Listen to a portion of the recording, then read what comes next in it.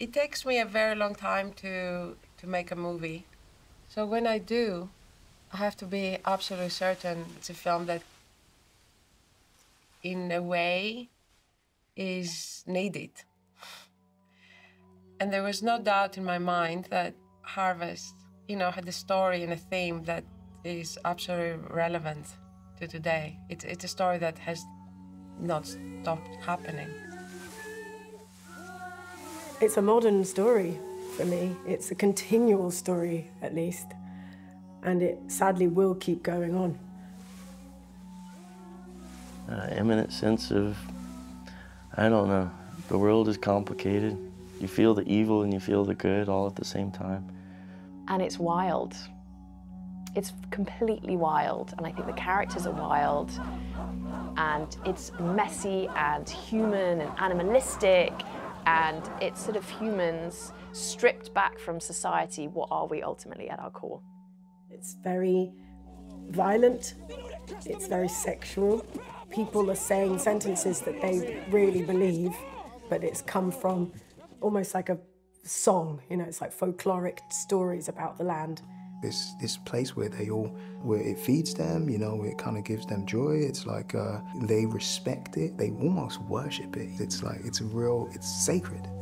There is a village, they are self-sufficient, but they are coming to an end. The crops are starting to fail. Thematically, it's about the enclosure acts, but it's so much more than that. It's about outsiders, so within the story you have these refugees who come in and they're like outsiders and how the village reacts to that, and just the effect of power, really. I guess it's a story about power and how power can dismantle a whole world, a whole life, which is this village and the harvest that has sadly this year not gone the way they wanted it to. When that happens, when something comes and it displaces people like that, you get, you know, you get people fighting to stay. You get people not feeling like this place is home anymore. You get people wanting to fight someone. You know, it's really traumatizing. We do have a folk horror kind of aspect to it. It is about this sort of dismantling the collapse of this village and the anarchy that occurs in these 6 days. But also it is deeply funny, and that's definitely Athena's sort of tonal instinct. What does it cost you? It's right there. How much does it cost you, fucker? Cost you, big man. This sort of idea that progression is important, and that might mean that some people have to suffer because of it, but essentially we march forward.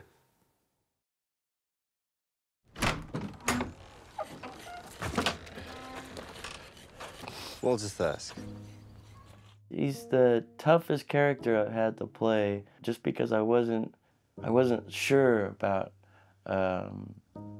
him a lot. But I think that's the movie too. I was constantly wondering why he didn't do things I was wanting him to do. He's quite passive, rarely talks, and is the quintessential anti-hero.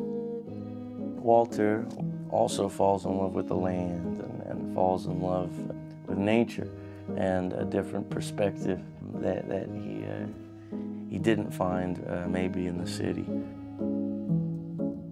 So he's an alien in the land, and yet at the same time he's done his best to make the land and him as one as he can, I guess. I think he still gets a good side eye from many of the villagers, just because he's not born there.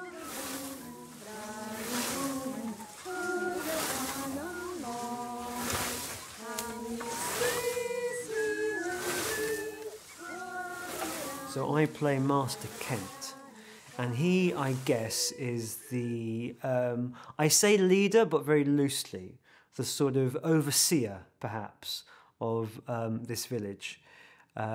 He married into it, so he married his wife Lucy, who passed away sadly, and now he's inherited the responsibility to look after the village.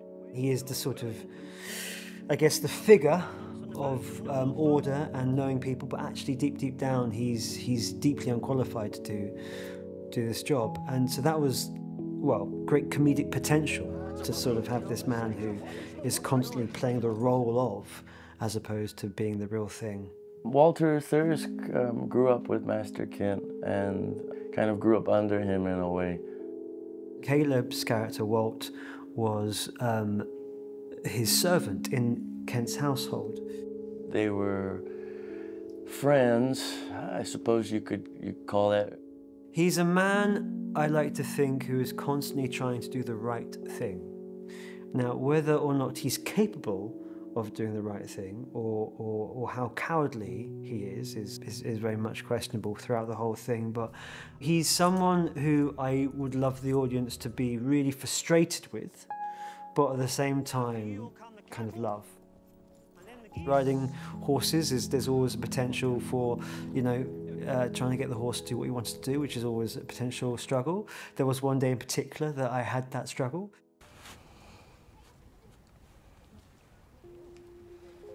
She is the town weaver and loomer, so she makes all the materials for all the clothes that they all wear. She's wary of people, she's wary of incomers. She has a deep need and want to take care of everyone. No scratchable next to your skin. And these incomers come in, and Kitty, as the sort of self-appointed queen of the village, feels like it's her responsibility to be very wary and question their movements and their motives. She's been in one place her whole life. And I think she has more ambition than other people, more of a drive to see what's beyond this village, to be somewhere else and to discover new things. She is dating Walt, and I think she's probably in love with him. I don't think he's in love with her, but she loves very full, very big. Everything she does is to the max. She's an all or nothing kind of person. These small dots here, these are your people. He's a map maker, chart maker, and he works with a quill. He's a catalyst, right? He kind of shows up in this tiny village. I guess as the story unfolds, we realize exactly why he's making these maps. You know, he has a motive. Once that's shared, once that comes out, then a lot of people begin to turn on him, you know. Walt sees something in Quill that he remembers from himself, because of Walt himself, he was an outsider. Quill and Walt relationship, it's almost like a love story, something that is unexpected. He sort of shows Walt something, and at the same time, Walt enlightens him as well.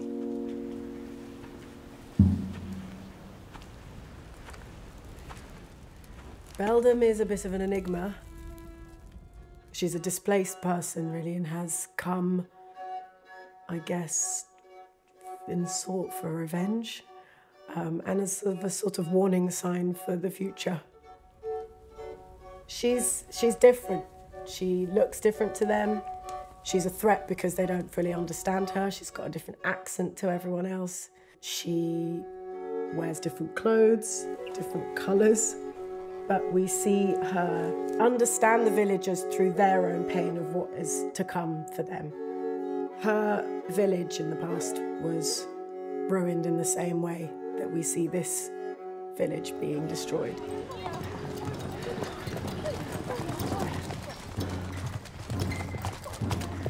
Jordan is economical, mannered. I tried to look at him as being sort of an early capitalist, slightly cutthroat and cold with his reasoning, in that way that economists are. The research has sort of corrupted me quite, quite deeply, as you could probably hear. It is my judgment that you make problems for yourself by being too lenient. We know that he has a claim to the land, and that is essentially Jordan's idea, to turn the village into pasture. We don't even have a name for all this, Mr. Arnold. It's just the village, surrounded by the land. The loss, the departure from Eden, the idol that's been stolen, the betrayal. I was completely fascinated also by the idea that everything happened in the space of a week. you know, so it's quite biblical. You know, we start with harvest, we start with this tight-knit community, and then in the end, absolutely everything is lost. And then Rebecca and I started thinking of where it could be shot. I had decided already that I wanted to be Scotland because I was interested in a bit more rugged landscape. And I remember the moment when Rebecca and I walked over the hill and we just saw this. And we knew that we had arrived.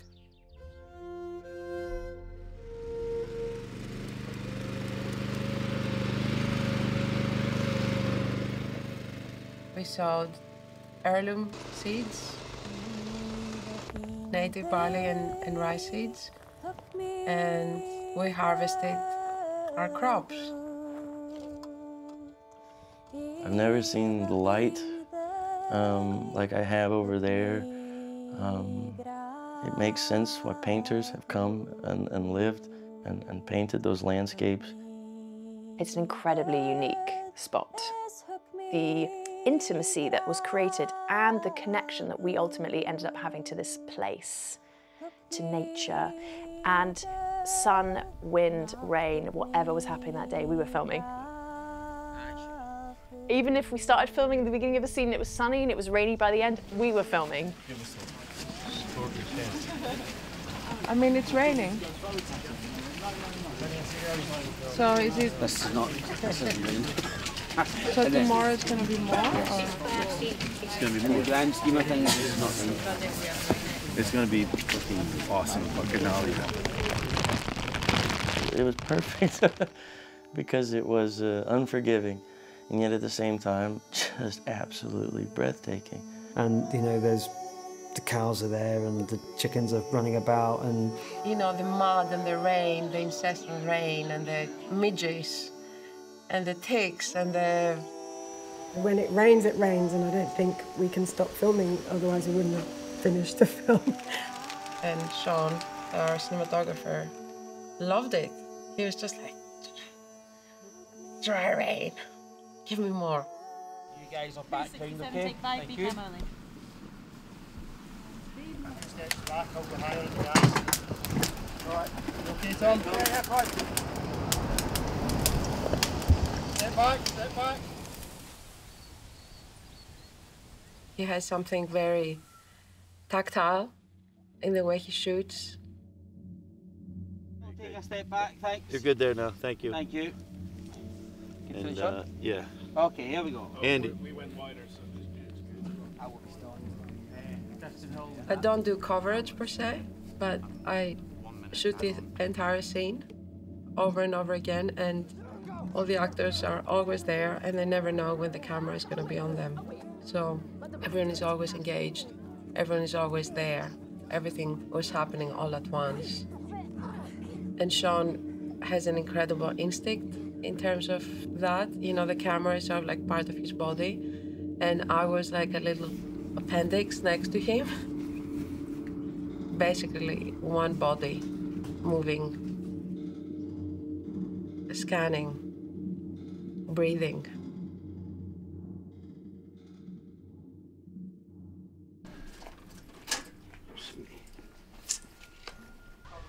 Nathan Parker, our production designer, immediately he came on with a very strong vision. The settings were here, and we knew that with our very limited budget, we could just do something very modest and something that was not going to be, you know, your typical sort of like period film. We just really wanted to do something that was more timeless. The settings here, the way this will look, it's like it's gone back 400 or 500 years because there's nothing changed except for, well, nothing's changed. Ah, that's better.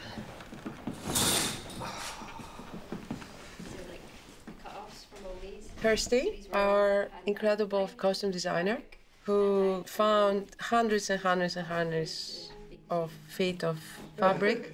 We chose together the colors And then she, in such an ingenious way, created all these little accessories. You know, again, very modest, very humble.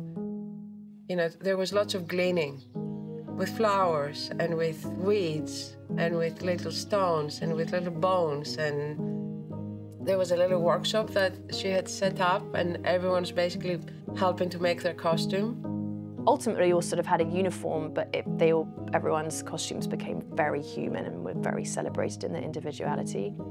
Kitty, because she's like the village loomer, she has a red kilt and everyone else has a blue kilt.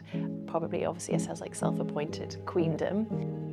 When we first meet him, this is what we see. And it's kind of, again, this wonderful kind of mix between Scottish kind of kilt dress thing with a more sort of Roman look here. And I didn't expect you today, to be honest. What are you wearing? I sort of wanted to instill this kind of business sense about him, like a new man coming. So I thought that it would be nice to maybe be a bit more sort of Dickensian, which I think is the waistcoat and the breeches. And then I think Athena really has been loving this Western vibe, which I think is the coat and the hat. And I think wearing black is just really, isn't it? Everyone else is in these amazing like blues and of colours of the land, and then you have someone that's, yeah, it's quite punky, which I really like. We all couldn't wash our hair, no makeup, we all had dirty fingernails for weeks. But it was fun to be gross and wild and animalistic. And you see how tight the side is to the ground? And just pulling with your left hand. You see my left hand is pulling it, but the side's not very sharp. Oh, there we go. I knew something was wrong. It's my side. 2 inches at a time, a little further away. Part of the plan was that the villagers would be real people from here. Real people with real jobs and real love and understanding of this place.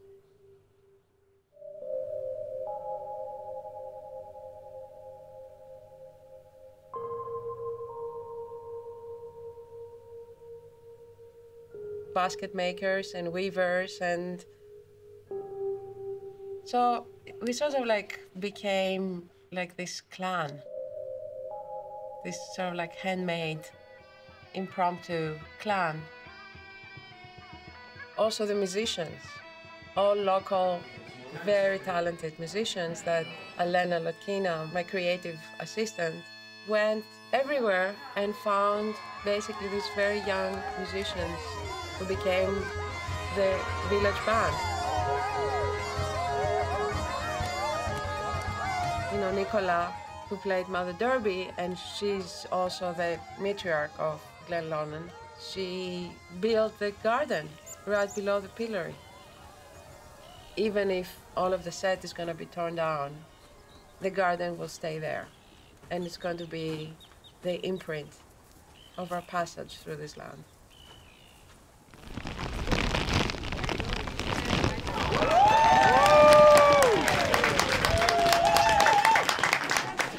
One of the great things about being a writer is that you never have to go out in the mud or leave the house, but neither do you have colleagues. And what I only imagined and was ephemeral is now all too real, all too cold, all too wet, and all too muddy. But it looks wonderful, and I'm really thrilled at all the effort, the brilliant organisation, and honestly the determination that has gone into making this film.